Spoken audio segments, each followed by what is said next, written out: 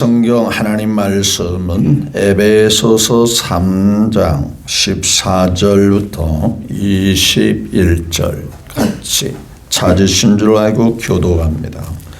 이러므로 내가 하늘과 땅에 있는 각 족속에게 그의 영광의 풍성함을 따라 그의 성령으로 말미암아 너희 속사람을 능력으로 강건하게 하시오며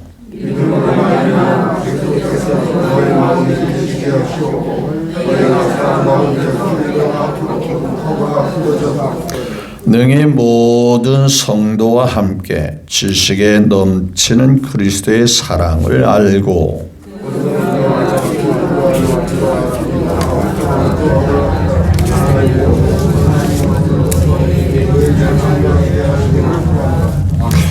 우리 가운데서 역사하시는 능력대로 우리가 구하거나 생각하는 모든 것에 너 넘치도록 능히 하실 이에게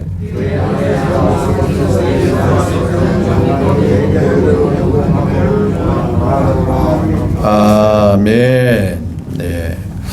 14절부터 21절의 말씀을 함께 교독했습니다. 이 말씀을 통해서 내가 믿고 누리는 하나님의 사랑이라는 주제로 함께 은혜를 나누기를 원합니다. 먼저 우리를 즉기 사랑하시고 예수 그리스도 독생자를 보내셔서 우리를 구원해 주신 하나님 아버지께 온 마음을 다하여 영광을 올려드립니다. 그분은 또한 약속하시기를 성령으로 우리와 함께 계신다 하였으니 오늘 이 시간에 눈에는 보이지 않지만 성령으로 함께 계시는 그분의 은혜와 축복으로 여러분 모두에게 풍성하게 나타나게 되시기를 주 예수님의 이름으로 축복합니다. 내 옆 사람과 함께 앞뒤 전후 믿음의 식구에게 함께 인사 나누기를 원합니다. 예수님의 이름으로 존경하고 사랑하고 축복합니다. 한 번 인사 나누십니다.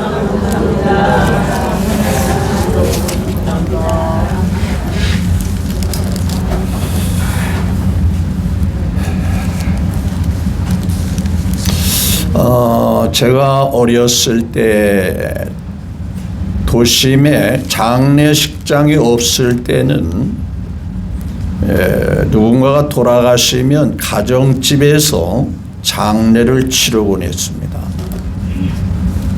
어느 마을에 아버지가 돌아가셔서 슬픔에 잠긴 상가집이 있었어요. 이웃 동네에 사는 분이 문상 조문을 와서 예전에는 이제 시신을 모신 관에다가 이렇게 안장을 하시고 그 앞에다가 병풍을 치고 그리고 상주들이 이제 상객들을 문상객, 조문객을 받은 그런 분위기였죠. 그 이웃 마을에 사는 분이 조문을 와서 그 병풍 앞에서 절을 하며 슬피 울었어요. 그 자녀들, 상주들이 생각하고 또 거기에 함께 문상하신 분들이 저분은 고인과 각별한 사이였나 보다라고 생각했습니다. 주문이 끝나고 상주가 이제 문상객인 그분에게 찾아주셔서 감사합니다. 바쁘실 텐데 이렇게 찾아주셔서 감사합니다 라고 건넸습니다. 그런데 그 문상객이 그 상주에게 이렇게 말합니다. 실례지만 누가 돌아가셨습니다. 실례지만 누가 돌아가셨나요? 이렇게 물은 거예요. 너무 황당하지 않습니까? 그럼 그동안에 절을 하고 슬피 운 건 누구를 위해서 운 겁니까? 그냥 남이 우니까 덩달아 우는 겁니까? 남이 그냥 절하니까 같이 그냥 따라서 그렇게 절하면 되는 건가요?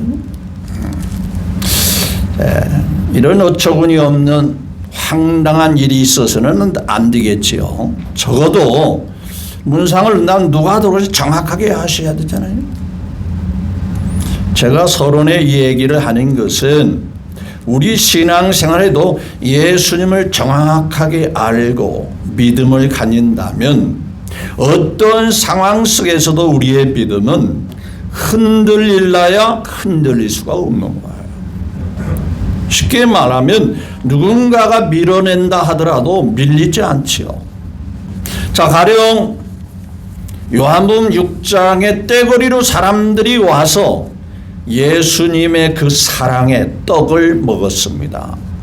그렇죠. 보리떡 5개와 물고기 2마리를 통해서 굶주린 배가 배부를 정도로 먹었어요. 사람들이 좋아하라 합니다. 이 날이 저무니까 어떻게 하겠어요? 돌아갑니다.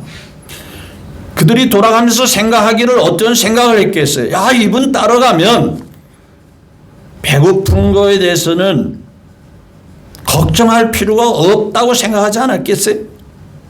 그래서 그런지 다음날 날이 되게 무섭게 분명히 예수님께서는 건너 마을에 갔는데 어딘지 모르는데 막 새벽부터 찾아가지고 예수님이 오신 그곳을 찾아오랍니다. 분명히 제자들은 배 타고 갔는데 예수님은 배를 탄 것을 본 적도 없는데 거기 계십니다. 라삐 언제 여기 오셨습니까? 예수님께서 물었어요. 왜 찾느냐?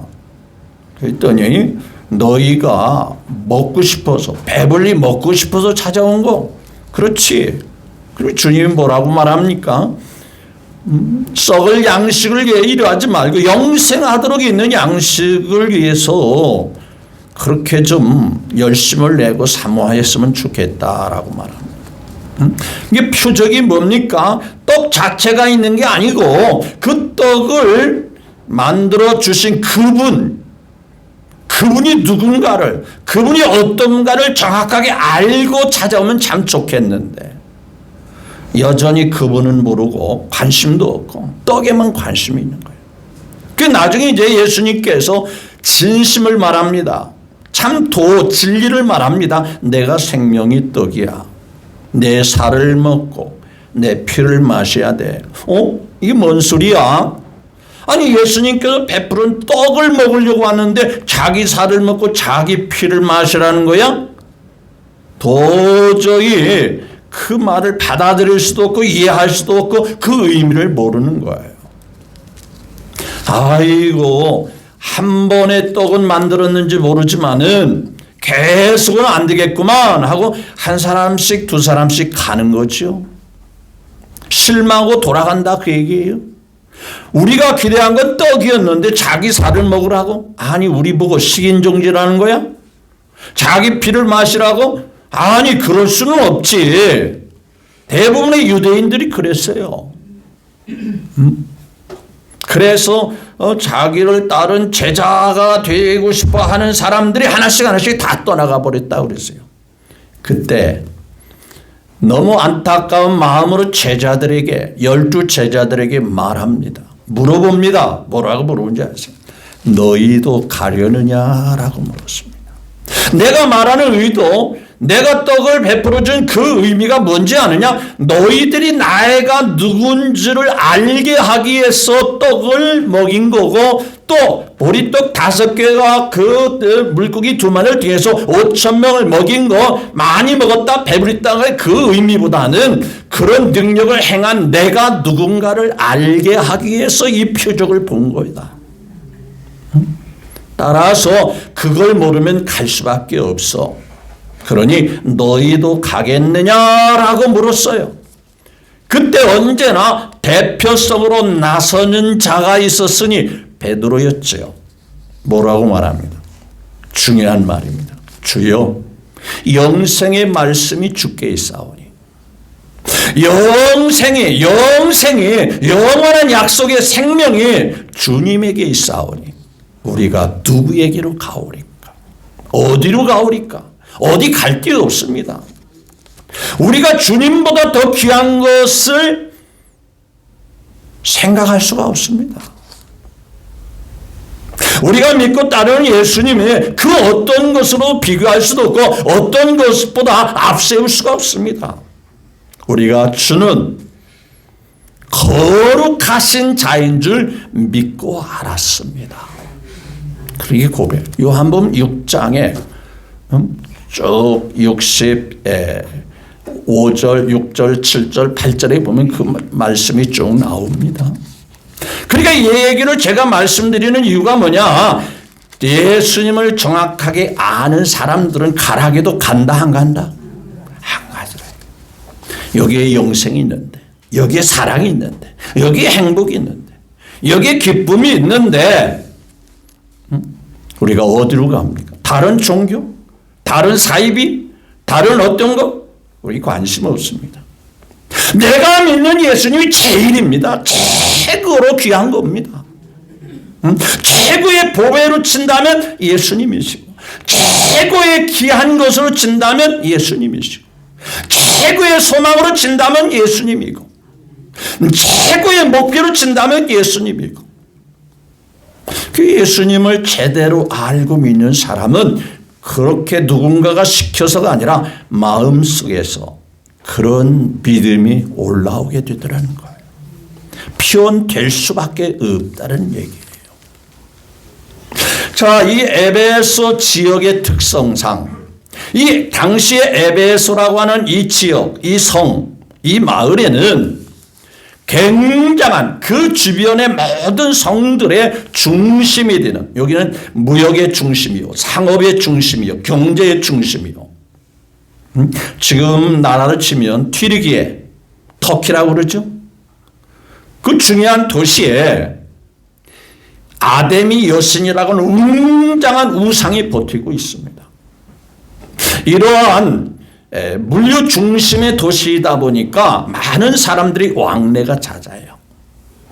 따라서 우상이 견고하게 버티고 있는 이 지역의 특성상 악의 역사도 강한 거지. 영적인 충돌의 역사도 일어날 수가 있어요. 쉽게 말하면 예수님의 하나님의 영의 성령의 역사와 악한 영의 역사가 공존하는, 부딪히는, 충돌할 수 있는 지역일 수 있다, 그런 얘기예요. 뭐 그런 일이 있으려고 그런 거 아니라 지역 특성상 그렇습니다. 이 미아리 고개에서 예수 믿는 사람들은 대단한 사람들이에요. 왜냐? 미아리 고개 하면 한이 많은 고개이기도 하지만 뭐가 많더라? 정월 초마디면 문전성시를 이루는 데가 있죠. 어디 있어요? 그건 잘 몰라요. 그러면 뭐 지나가죠. 뭐 그냥. 자, 예로부터 이 지역이 영적으로 좀 어둠의 지역이, 영적으로 좀 탁한 지역이라고 볼 수 있어요. 에베소 지역이 그렇다 그 말이에요. 또 거기에는 이방인, 유대인, 헬라인 뭐 여러 사람들이 같이 이제 공존하는, 섞여 사는 사람. 그런 사람들이 여러 각층의 사람들이 예수를 믿게 되니까 교회 안에도 여러 각계각층의 사람들이 모여들 수 있어요. 그런 상황 속에서 사도 바울이 에베소 교회는 아무쪼록 믿음의 견고함이 있어야 되겠다. 영적인 싸움에서 승리함이 있어야 되겠다. 즉 어떤 상황에도 믿음을 잘 지키는 이 교회 성도들이 돼야 되겠다. 라는 관심과 기대를 가지고 지금 기도하는 장면이 본문 말씀이에요.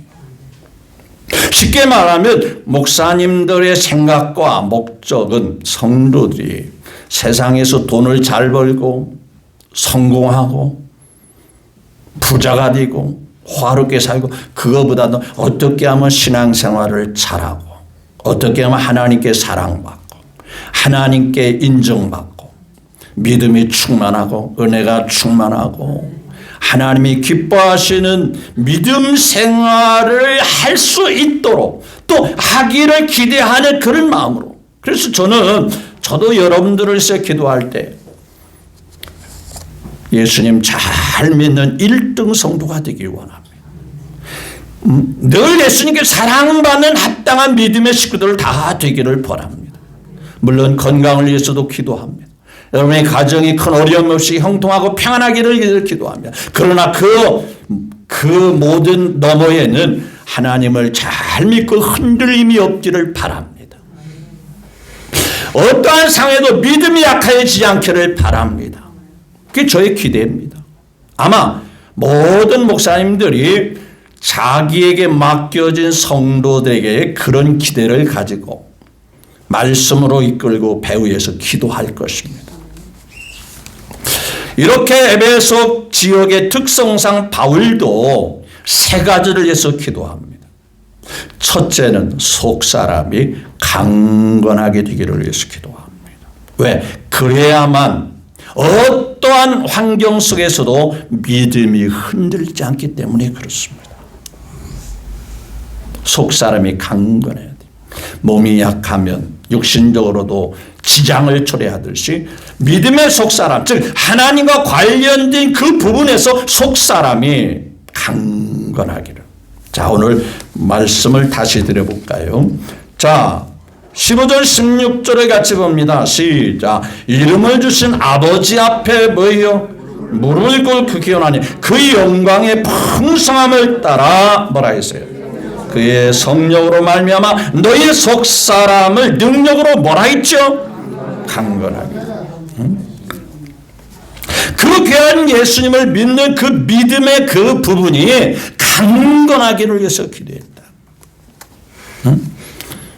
여러분들에게 점경하고 싶은 것은 예수님이 귀하다는 사실을 믿으신가 하는 거예요. 주 예수보다도 뭐라고 그랬어요? 확실하시죠? 이것이 그냥 공연한 찬송과 가사로 되뇌기는 그 모습이 아니라 마음에서 우러나서, 마음 중심 저 밑바닥에서 우러나서, 그래 주 예수보다도 적어도 나에게는 귀한 것은 없네. 세상 부귀와 바꿀 수 없네. 예, 4월 달이면 국회의원 선거가 있죠. 3월 달인가요? 4월 달, 4월 달이죠. 지금 국회의원들에게 많은 소식을 들을 때 교회마다 나도 예수 믿으니까, 나도 교회 다니까 좀 표 좀 밀어주십시오. 근데 이분들이 당선되면 그것으로 끝나요. 설령 예수님을 제대로 만난 사람이라면 국회의원은 못할지라도, 국회의원에서 자르는 한이 있더라도 믿음만은 지키는 것이 진정한 믿음의 사람의 태도와 자세가 되어야 할 텐데. 여러분은 잘 모르실지도 모르겠습니다만은 국회의원들 70명 중에는요, 한국에는 교회가 없어져야 된다. 교회를 폐지시켜야 된다. 완전히 사회주의, 공산주의 사상입니다. 이 70명이 교회를 없애야 되는 법안을 발의해 놓은 상태.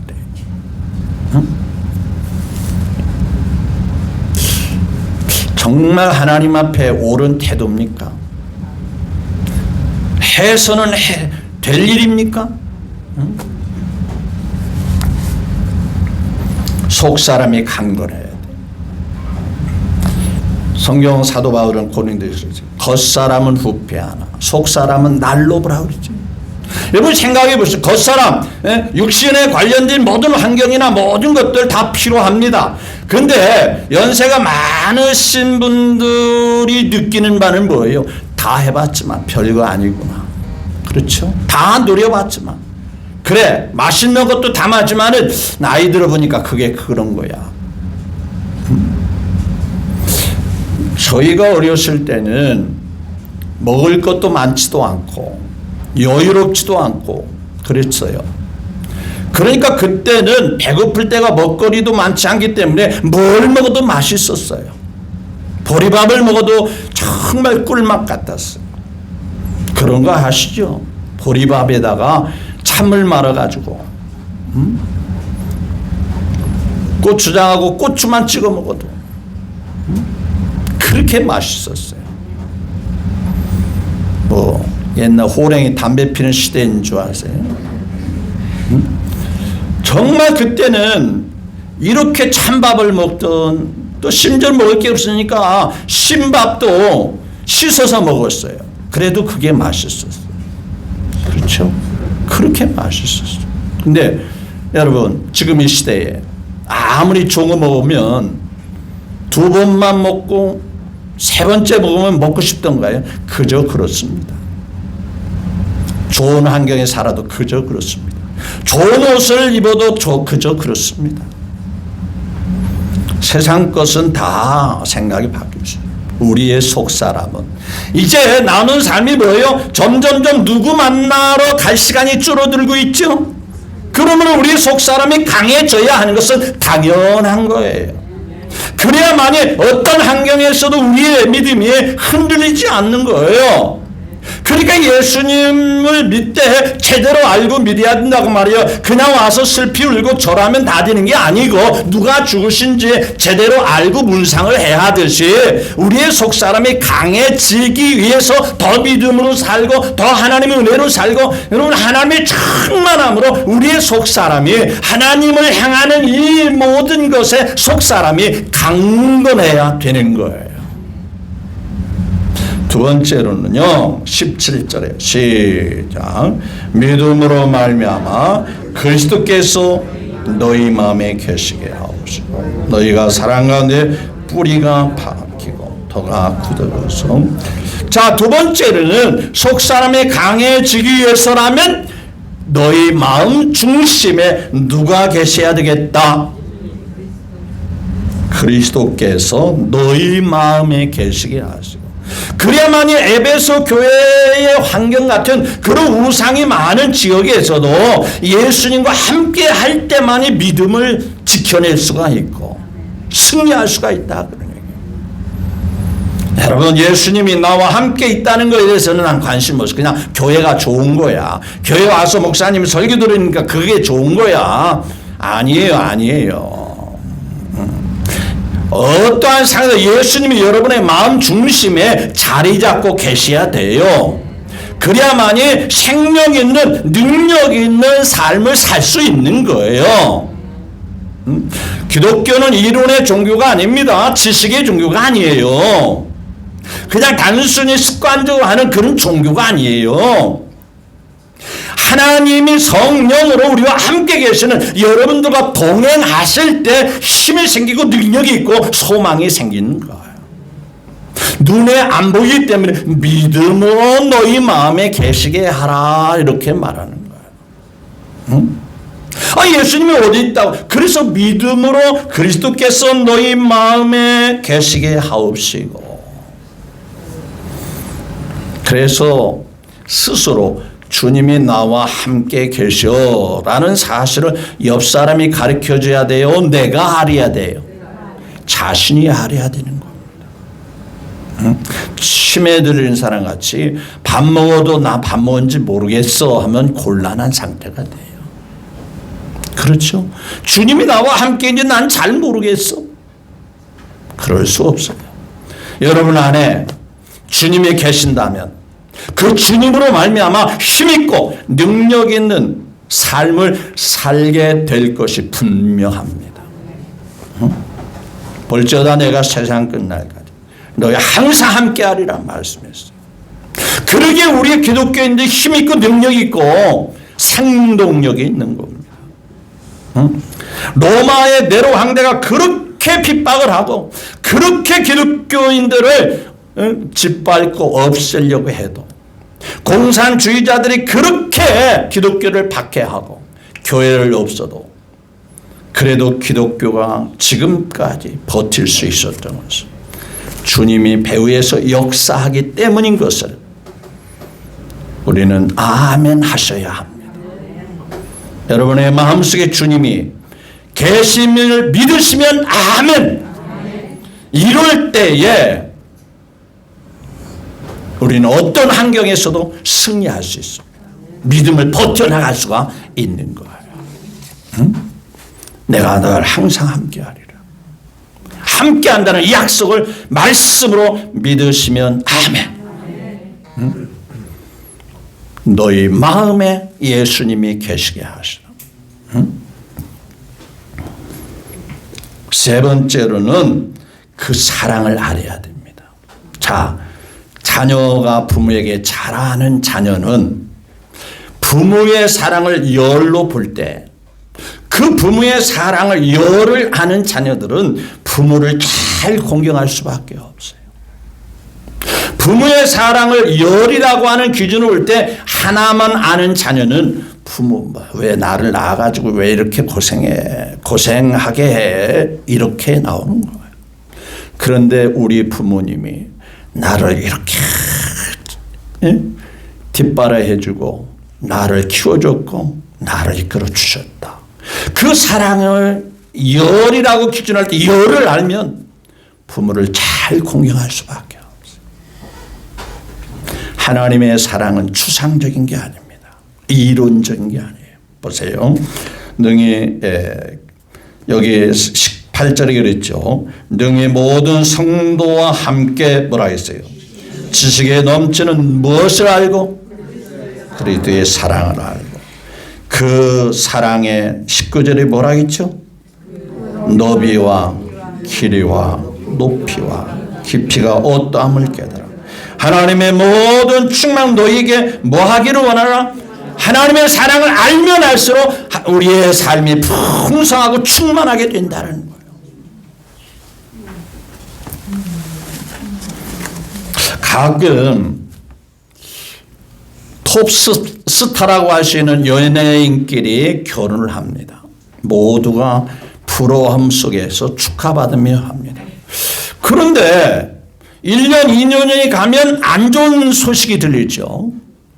그렇게 부러웠던 축복 속에 결혼했던 이 당사자들이 몇 년도 못 가서 무슨 기사가 뜨죠? 예? 예, 잘 모르겠죠. 관심이 없으니까. 헤어진다, 이혼한다, 뭐 이런 기사가 뜨잖아요. 저는 그 모습을 보면서 한번 생각해 봤어요. 정말 사랑을 주는 사람이었다면, 그 사랑을 알고 그 사랑 속에 사는 사람이라면 헤어질 수 있었을까? 자, 쉽게 말하면 내가 톱스타야. 나는 팬들에게 많은 사랑을 받아. 그러니 내가 이런 사람이니까 너도 나를 이렇게 사랑해야 돼. 근데 배우자 관계는 사랑을 주는 게 좋은 거예요? 받는 게 좋은 거예요? 예? 그 결혼 생활을 행복하게 살기 위해서는 받으려고만 해야 돼요? 줘야 하는 거예요? 줘야 오래 가는 겁니다. 그런데 자기가 이런 사람이라기 때문에 배우자에게 은근히 기대하고 바람이 있어요. 나한테 이렇게 사랑 좀 해줘. 근데 상대방도 나름대로 인기가 있어요. 상대방도 나름대로 팬이 있습니다. 상대방도 그를 아끼는 지지층이 있습니다. 그러니까 서로 팽팽하게 맞섭니다. 주려고 하지 않습니다. 사랑을 못 느끼는 겁니다. 그러니까 에이, 네 사랑 없어도, 네 사랑 내가 안 받아도 나 혼자 살 수 있어. 그러니 헤어지자. 이렇게 나올 수밖에 없다라고 볼 수 있는 거예요. 여러분, 우리 그리스도의 사랑을 알면 절대 믿음이 식어질 수가 없어요. 그 크신 하나님의 사랑, 뭐라 했어요? 말로 다 형용할 수가 없어요. 그렇죠? 그분이 뭔가 아쉬워서, 그분이 뭔가가 부족해서, 그분이 뭔가 부족해 우리의 뭔가 섬김을 받기 원해서 우리에게 다가서셨나요? 아니에요. 그분 스스로 부족함이 없는 분이에요. 우리 없어도, 우리가 그분의 자녀가 안 돼도 그분은 전혀 부족함이 없는 분이에요.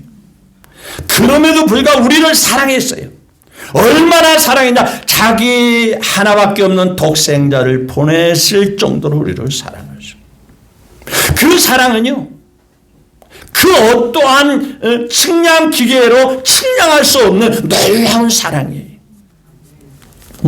그래서 그 사랑의 너비, 그 사랑의 높이, 그 사랑의 깊이, 그 사랑의 길이가 어떠한 걸 알아라.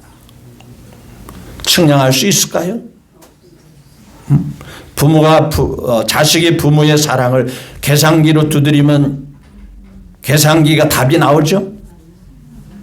말로 표현할 수 없는. 부모의 사랑도 그럴진데 하나님의 사랑은 무한한 사랑이죠.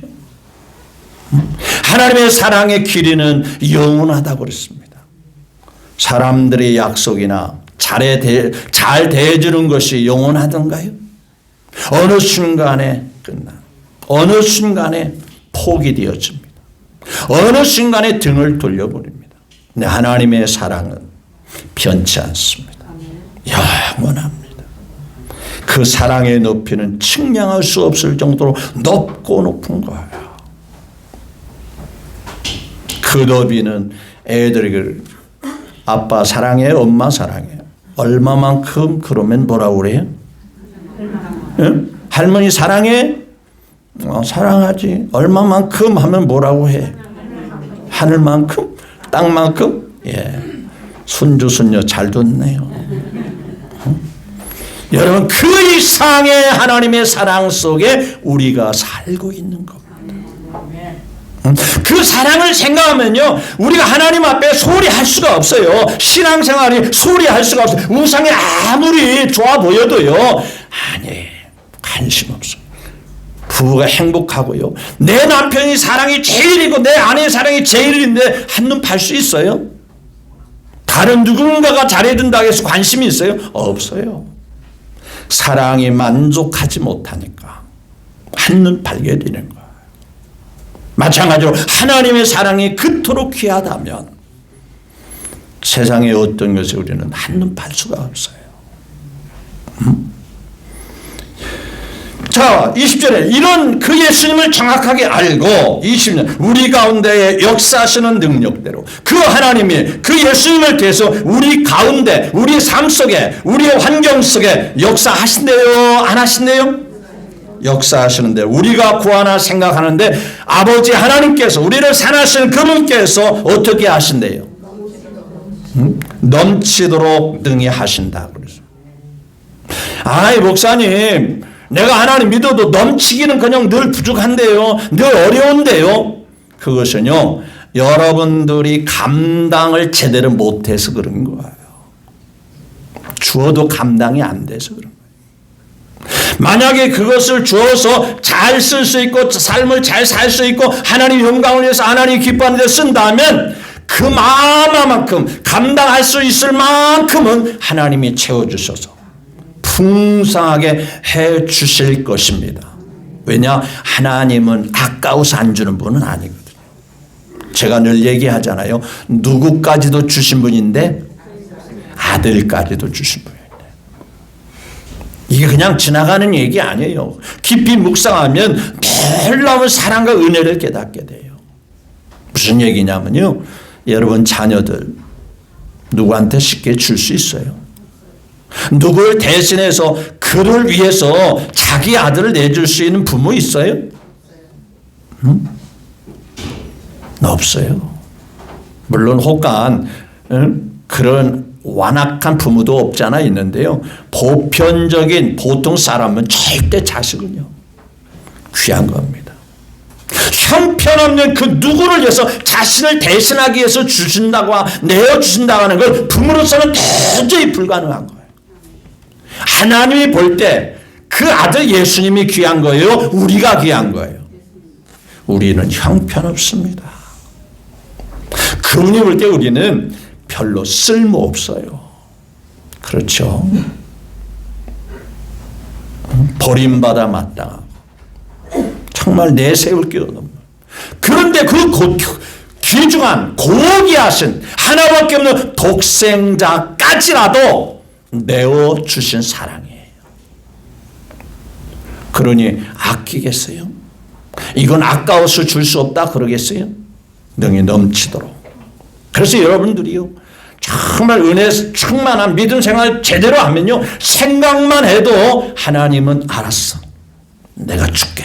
내가 해줄게. 내가 이뤄줄게. 어릴 때 자녀 키울 때 그랬잖아요. 애가 귀여워요. 애가 기특해요.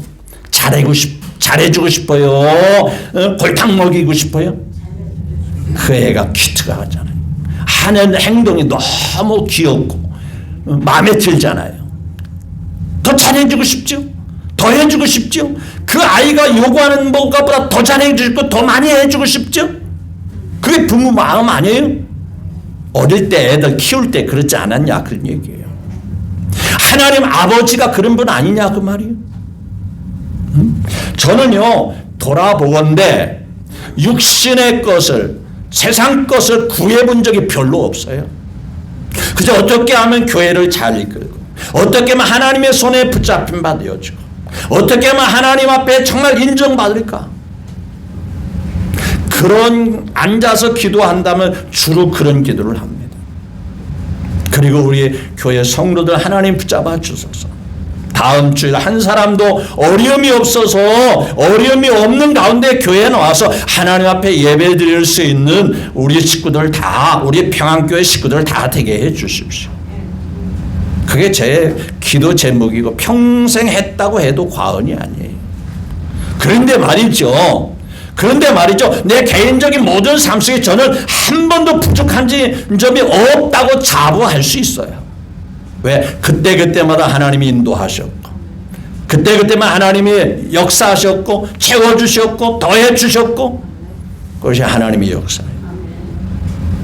육의 것을 별로 따로 구하지 않아도 생각만 해도 생각 안 해도 하나님이 알아서 해결해 주시고 알아서 나보다 앞서서 역사해 주시고 인도해 주시는 하나님이시죠. 따라서 여러분 결론을 맺기를 원합니다. 속사람이 좀 더 강해졌으면 좋겠습니다.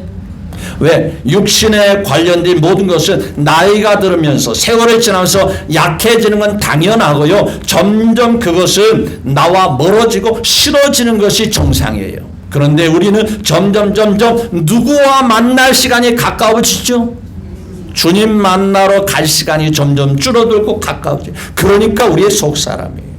겉사람은 후패해도 겉사람은 노안으로 인해서 약해지고 좋은 것도 좋은 환경도 별로 그렇게 좋다 행복하다 못 느끼듯이 우리의 속사람이 더 강해지고 더 나아가서는 예수님이 내 마음속에 여러분 마음 중심 속에 항상 동행하시고 그 사랑을 깨달아서 나 이 사랑받고 있네요. 마지막으로 찬송 한번 불러볼게요. 당신은 사랑받기 위해 태어난 사람 지금도 그 사랑 뭐라 했어요? 확실하죠? 누구 사랑받고 있는 거예요? 하나님 사랑받는지 나 잘 모르겠어. 이렇게 생각하시면 있다면 곤란한 겁니다. 사랑의 깊이 사랑의 높이 너비 길이가 무한한 그 사랑 속에 하루하루를 그 사랑 속에 살고 있다는 사실 아멘 하시기를 바랍니다. 그 사랑 속에서 어떤 환경에도 그 어떠한 금보다 귀한 게 뭐라고 그랬어요? 믿음이라고 그랬죠. 그 믿음을 지키면서 하나님이 기뻐하심을 따라 하루하루 한 주간을 살아가는 믿음의 평안인 식구들, 평안교회 식구들 다 되시기를 또다시 주 예수님의 이름으로 축복합니다.